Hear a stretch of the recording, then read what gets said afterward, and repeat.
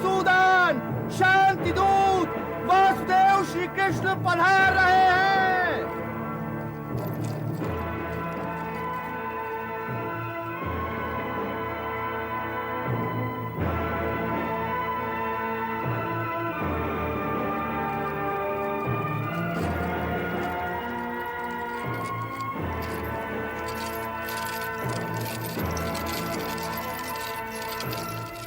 शांति दूत का प्रणाम स्वीकार कीजिए महाराज।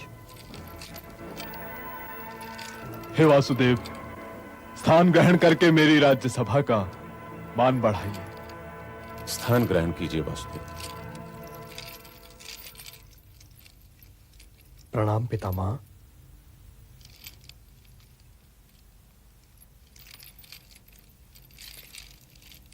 विराजिए, विराजिए तातश्री।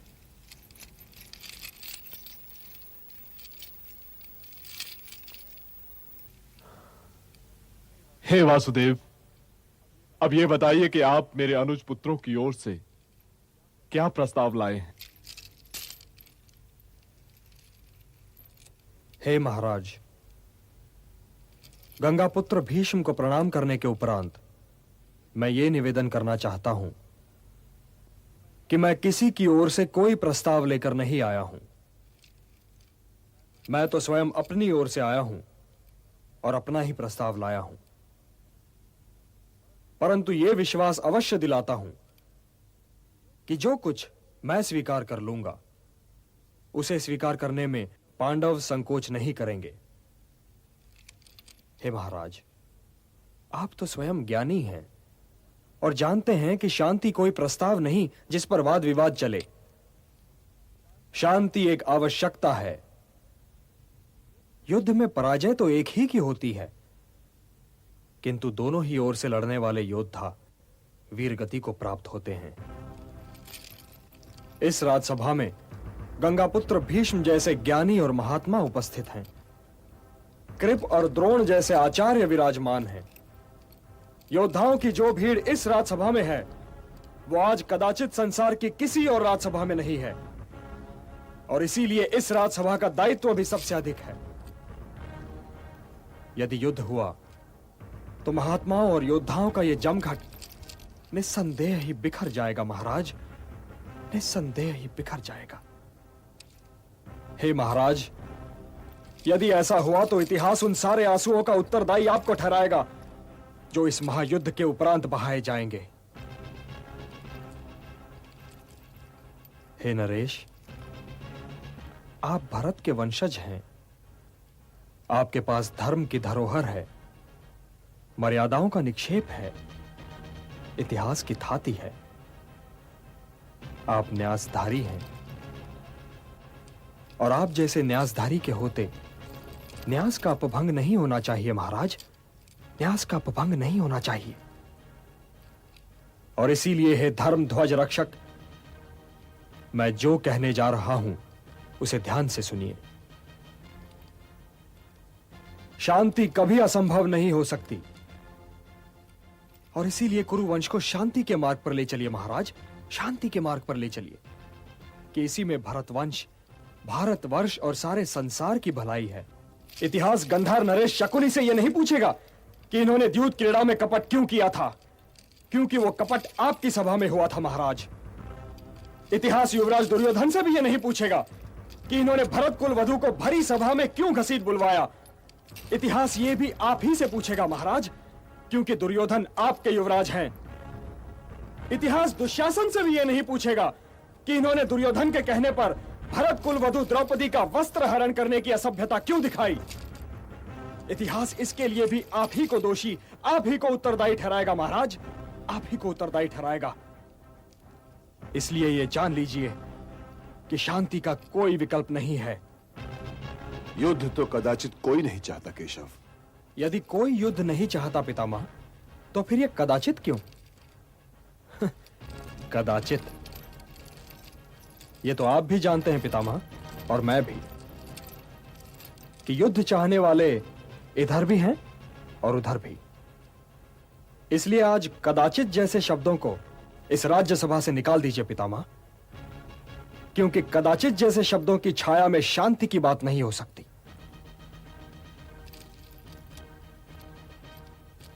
हे पितामह, समझाइए अपने नरेश को कि यदि कौरवों और पांडवों में मिलाप हो जाए तो यह सारा संसार उनका हो सकता है। उनकी राज्य सीमा के अतिरिक्त और कोई सीमा रह ही नहीं जाएगी। किंतु जो युद्ध हुआ महाराज, तो आपके पास कुछ नहीं रह जाएगा, न पुत्र और न ही अनुज पुत्र। क्या पता आपको किस किस के शव पर रोना पड़े महाराज, किस किस के शव पर रोना पड़े। क्या आपके पास आपके अनुज पुत्रों में से किसी का शव आए महाराज, तो क्या आप उसे शत्रु का शव मानकर किसी प्रकार का आनंद अनुभव कर पाएंगे? हे वृद्ध नरेश, इससे पहले कि आप प्राण त्यागें, कुल को एकत्र कीजिए नरेश, कुल को एकत्र कीजिए। पांडव आपके स्नेह की छाया में पले बढ़े हैं। आपके स्नेह और आशीर्वाद पर आज भी उनका उतना ही अधिकार होना चाहिए। इसलिए हे धर्म ध्वज रक्षक, इंद्रप्रस्थ उन्हें लौटा दीजिए।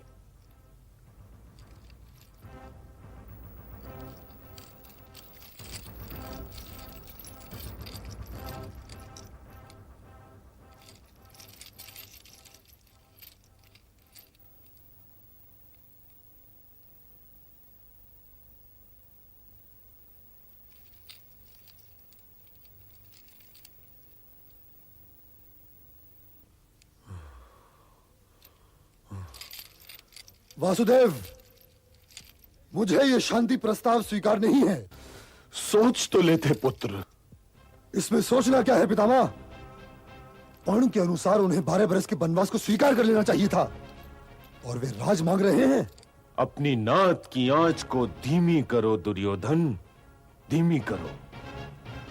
जैसे कुल्हाड़ी वृक्ष को काटकर गिरा देती है, वैसे ही व्यक्ति का कपट कुल्हाड़ी बनकर स्वयं उसे काट डालता है। और ये भी देखो वत्स, वासुदेव मित्र की भाषा बोल रहे हैं, और मित्र की भाषा ये कह रही थी कि मैं अपना आधा राज उन्हें दे दूं। यदि ये मित्रता है तो मुझे शत्रुता की परिभाषा समझाइए पितामह। शत्रु वो है युवराज जो किसी योद्धा को किसी अनुचित युद्ध के लिए भड़काए। जो कुछ भी वासुदेव ने कहा वही धर्म है। इंद्रप्रस्थ तो मैं कभी नहीं दूंगा कुलगुरु। हाँ, यदि वासुदेव के पास कोई और प्रस्ताव हो तो मैं उस पर विचार कर सकता हूं। आप लोग दुर्योधन के शुभचिंतक हैं, इन्हें समझाइए, क्योंकि भरत वंश के भविष्य को इस नासमझ योद्धा की महत्वाकांक्षा पर बलि नहीं चढ़ाया जा सकता। और यदि प्रस्ताव ही का प्रश्न है युवराज, तो मेरे पास एक और प्रस्ताव भी है। यदि दुर्योधन इंद्रप्रस्थ रखना चाहे महाराज, तो अवश्य रख लें। मैं पांडवों की ओर से 5 गांव मांग रहा हूं। अविस्थल, वरकास्थल, मकांदी, वारणावत और एक और कोई गांव। केवल 5 गांव। हे नरेश, यदि आप ये 5 गांव भी दे दें तो पांडव उन्हें पाकर संतुष्ट हो जाएंगे। 5 गांव? और वो भी उन पांडवों को? मैं उन पांडवों को सुई की नोक जितनी भूमि भी नहीं दूंगा।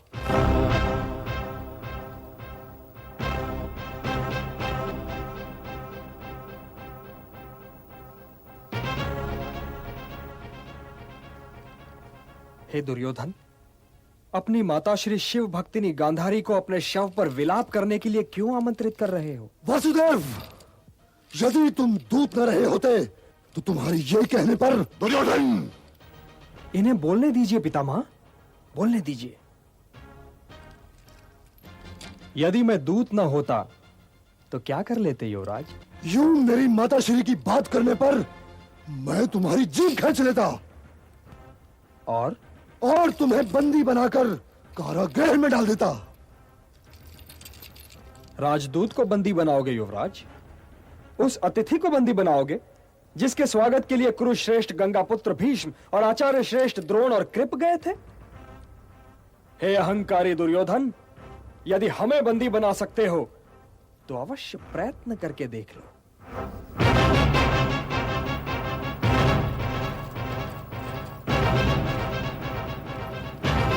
सैनिक, इस ग्वाले को बंदी बना लो।